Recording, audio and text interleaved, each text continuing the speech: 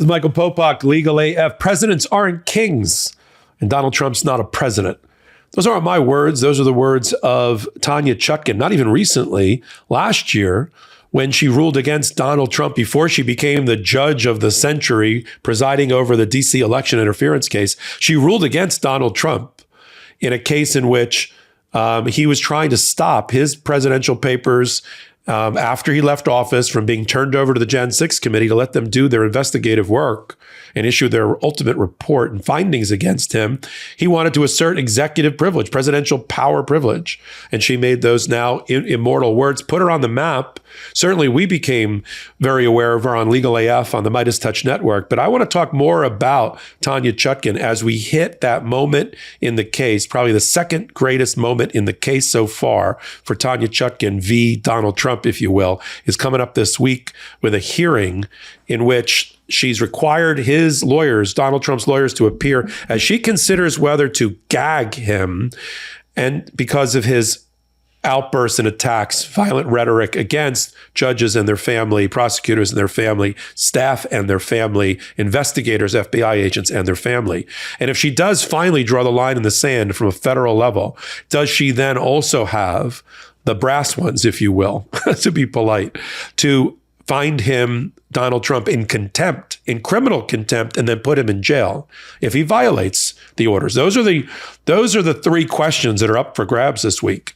Will the judge gag him based on a request by the Department of Justice, in which they're also seeking to anonymize, to make anonymous the jury for their own protection on similar grounds? Will she then find him in the future in contempt, up to criminal contempt, for violating her orders? And will she put him in jail if he does? Those are the three open questions. But let's learn more about Judge Chutkan, the person behind those words that the presidents are not kings. Interesting choice of words from somebody who came from Jamaica and who had colonial fights and issues with the United Kingdom.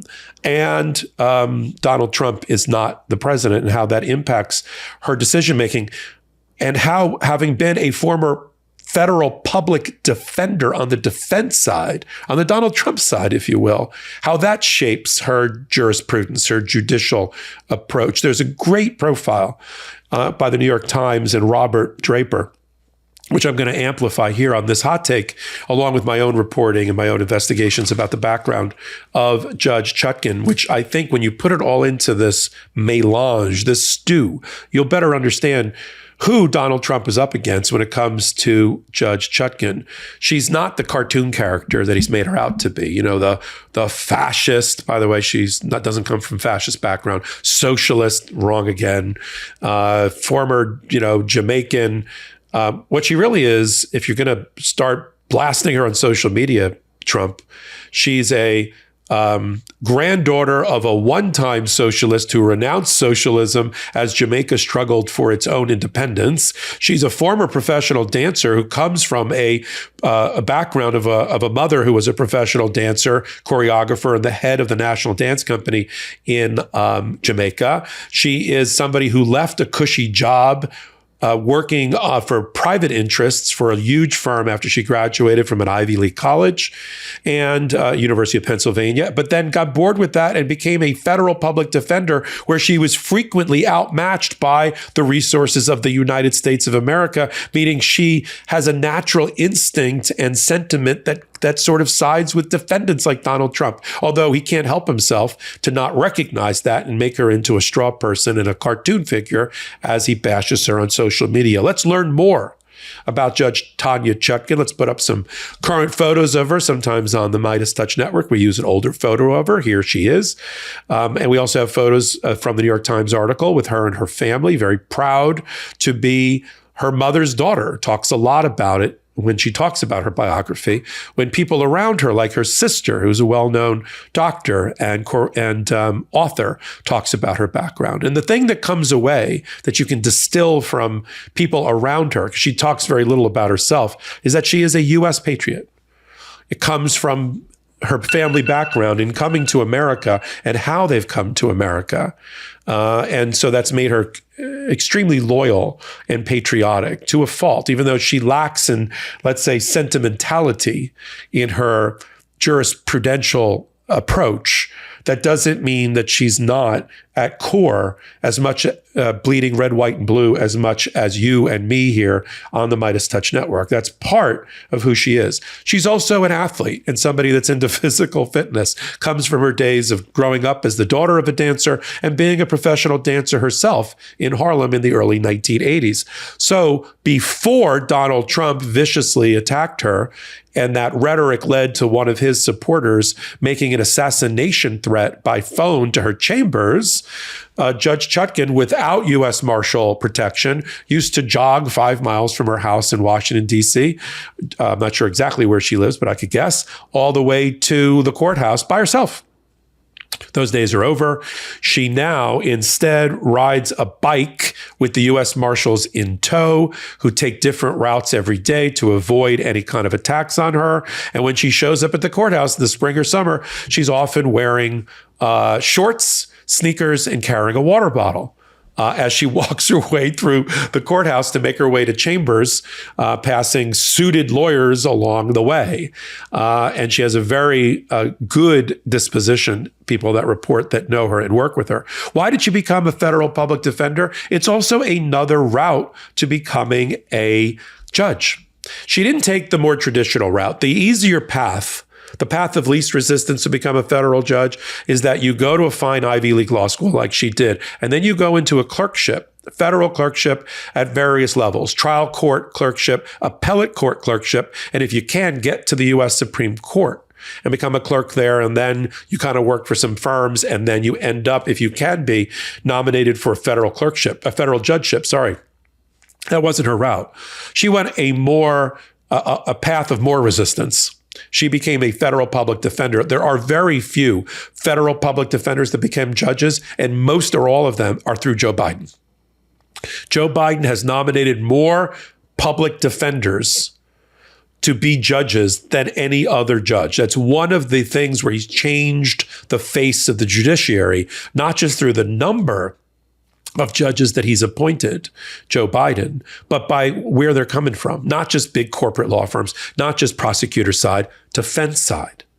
And so Donald Trump pulled a defense-oriented, at least initial disposition, judge, which would normally be a good thing, except he can't help attacking her because she was appointed by Barack Obama.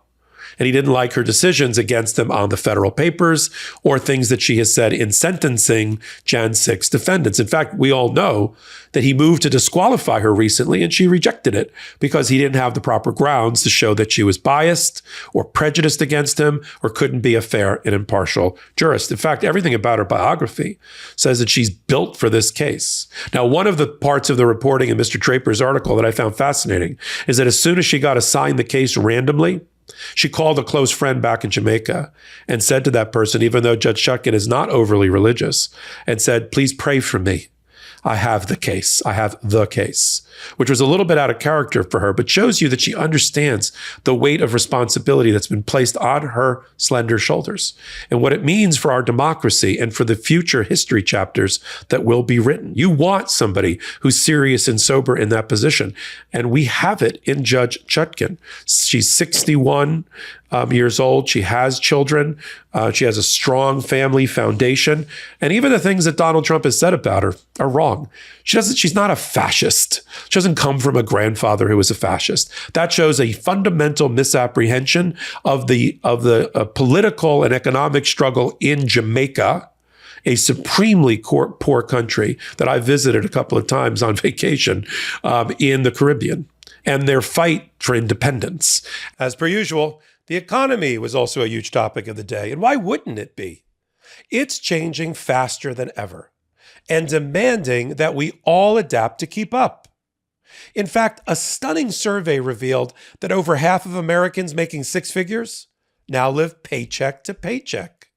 Now, even though Goldman Sachs is saying that classic investments are headed nowhere for the rest of the year, other markets are rising to fill that gap, creating incredible opportunity among the chaos. Because even if conventional markets flatline this year, other assets don't have to do the same. That's why I'm so excited to introduce our next partner, Masterworks. I actually spent a lot of time digging into this. And according to a recent report by Citibank, the asset with the lowest correlation to the stock market of any major asset class was art. It turns out contemporary art prices have outpaced the S&P 500 return for the last 26 years by 131%. Now, this market used to be hard to get into, but Masterworks is the platform that lets you invest in multi-million-dollar paintings without breaking the bank. Masterworks has built an impressive track record of 15 exits, all of them profitable. These numbers speak for themselves. Now, with those kind of results, Masterworks offerings have actually sold out in minutes before. I've invested with Masterworks, and as with any investment, past performance is not indicative of future returns, and exited investments are not representative of performance for artworks not yet sold. So there is a wait list, but I reached out to them to give you all VIP access to their latest offerings. To skip the wait list, head over to masterworks.art/legalaf or just click the link in the description of this episode below. That's masterworks.art/legalaf or just click the link in the description of this episode below. And her grandfather, who apparently Donald Trump is referring to, I mean, Donald Trump knows, he doesn't know anything about U.S. history. He doesn't understand how the three co-equal branches of government work. He doesn't understand the U.S. Constitution or his role as president or the office of the presidency or the laws that empower the office of the presidency. So why would we think he understands Jamaican policies and procedures and history and law? And so her grandfather in the 1940s, right, when it was the right place to be on that side of history, was a socialist fighting for independence for Jamaica. But at a certain point, by the 1960s, he'd become completely disillusioned with the socialist movement and its ability to help the people of Jamaica, and he renounced being a socialist. He even said in an interview before Judge Chutkan was even nominated or put on the bench, he even said in an interview that socialism is worthless. And I'm for Jamaicanism. I'm for the people of Jamaica. And so that's the person that Donald Trump is attacking, that she comes from some sort of socialist roots. If you want to trace, based on the interviews that were conducted for the article, where Judge Chutkan's DNA fiber of her being comes from, it's from her mother and father, but primarily her mother. And watching her mother be an established, respected pillar of society in Jamaica through the arts and culture, and being the director of the National Academy, the National Dance Academy in Jamaica, and learning about how a woman can balance work and life and public interest and public involvement with being a mother and a wife. And that's where she really learned it from, right? That's where she got the strong iron rod that runs down her back from her mother, having a tremendous role model. Very similar to Ruth Bader Ginsburg, who had a very similar role model with her mother and then had a very strong relationship with her husband as well that impacted her own judicial types of philosophies. When Judge Chutkan has not taken the easy way or the path of least resistance, she's taken hard ways to get her into the chair where she is. A position I will assert and posit on this podcast or on this hot take that has been, at least 35 years in the making. Decisions that she made put her in the chair she is now for the random selection for her to be presiding over and forevermore linked to Donald Trump in the annals of history. When the obituary of Donald Trump is written, hopefully listing convictions and time served in jail, Judge Chutkan will have a prominent place with him. When her obituary is written, the very first line of her obituary will be she presided over the case of Donald Trump in an attempt as a coup to steal democracy and steal the election from Joe Biden. That'll be in the first two sentences of her obituary. And she knows it and she feels that weight of it. But we want to know more about the person. I've done reporting like this, by the way, on Judge Cannon, Aileen Cannon, down in Miami, to try to understand where she came from. and her background, because there's some overlapping people and events in her life that overlap with mine when I practiced in Miami. And I try to bring that here. We try to not blow smoke or sunshine. We try to bring even balanced information that we think is important to you as you evaluate with your own executive function, right? What you're seeing and why you're seeing it. And so this overview of this fuller picture, not a cartoon character, right, that's been portrayed and painted by Donald Trump and his proxies, of a Judge Chutkan, out of control socialist who's a puppet of the Biden administration against him and weaponizing the judiciary. It's the opposite.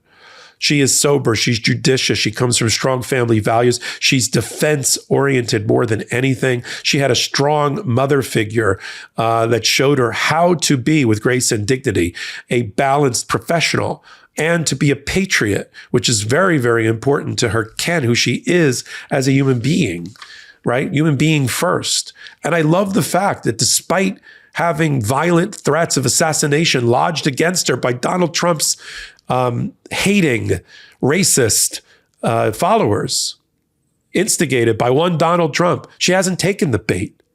She makes decisions very quickly, but with strong integrity at their core. In this case, we see it, we report on it on Legal AF over and over again. Right? She has a strong executive function. She can make quick decisions that are right and have intellectual honesty. We may not always agree with every aspect of it. We may want certain things to go faster, but we know why she got there, how she got there, and we can make the argument for her. That's a good thing in our society. And now we have a fuller picture. I love the fact, as I started to say, that she's still running or jogging or bicycling to work with federal marshals in tow. She's not going to let attacks on her either influence her decision-making or stop her way of life. And we have to be respectful of that and tip our hat to that. She has made it clear time and time again, and will continue, including, I'm sure, this week with the hearing that we'll report on Legal AF on the MeidasTouch network, that it is only the proper and swift administration of justice that concerns her in the Donald Trump case and in every other case. And she will treat him like any other common defendant in front of her, just like the ones that she used to represent when she was the head of the homicide unit at the Federal Public Defender's Office, when she was the head of the sex offenders crime unit at the Federal Public Defenders, and all the places where she's not done the path of least resistance, that have strengthened and hardened her, right, and steeled her for this particular job that she has been chosen for, if not by fate. But she is ready. And she's told her lawyers, Donald Trump's lawyers, over and over again, I don't care, and I'm paraphrasing, but only slightly, I don't care what your client's day job is. That means running for office, or what his former day job was, President of the United States. I only care that he's a defendant in a federal criminal system, and the swift administration of justice is all I care about. And I'll put up the appropriate guardrails. And she's gone on to tell these lawyers as recently as one of their first hearings, I will not let your client's First Amendment rights come in to violate that administration of justice. It stops at the proper administration of justice. He doesn't get to do or say anything that he wants. I'm always using it. I'm always using the administration of justice as my rod, as my staff to determine whether your client is on the right side of that line or the wrong side of that line. I mean, there's a great quote. I started this hot take with a great quote that put her on the map for the rest of us. Let me end it with a great quote. During a hearing with one of the lawyers for Donald Trump, Christopher Keiss, he said to her, in response to something that he agreed with that she was ruling on, or that she had opinioned, he said, Judge, to Judge Chutkan, you hit the nail on the head. And she responded to Mr. Lauro, the lawyer for Donald Trump, Mr. Lauro, that may be the last time you say that for a while. I love the sense of humor. I love the tartness of it. I love the way she's able to just quickly remind everybody who is wearing the black robe and who is going to make the ultimate decisions, but can still do it with humor, I mean, Donald Trump's lawyer may not have taken it as humor, but in a humorous way. I've been on the receiving end of comments from federal judges my entire career, federal and state judges and magistrates for the 32 years I've been practicing in courtrooms just like this one. But I love already everything that I've learned about Judge Chutkan and watching her in the courtroom. What we've just talked about with the New York Times profile explains what we're seeing, right? It explains the machine that's been built, built on intelligence and sober justice and reasoning, and the orders that are coming out of that machine that we're watching in the hands of Judge Chutkan. We'll continue to follow things like this upcoming week's hearing about the gag order, what happens, and those three things I told you that we're going to be really focused on. One, does Judge Chutkan issue the gag order? What's the shape and contour of it? Two, does he violate that gag order? Or more likely, how soon after the order is in place does he violate that gag order? And three, does Judge Chutkan call everybody back for a contempt hearing and then ultimately put him in jail? Those are the things we'll be evaluating on Legal AF, on the MeidasTouch Network, on their YouTube channel, just like this hot take. Free subscribe to the MeidasTouch YouTube channel. Help them get to 2 million. Watch Legal AF, the leading podcast on law, politics, and justice. Yes, the name means what you think it means. Only on Wednesdays and Saturdays on the MeidasTouch Network. And follow me, Michael Popok, on all things social media at MS Popok. Until my next hot take and my next Legal AF episode, this is Michael Popok reporting. Hey, Meidas Mighty, love this report? Continue the conversation by following us on Instagram at MeidasTouch to keep up with the most important news of the day. What are you waiting for? Follow us now.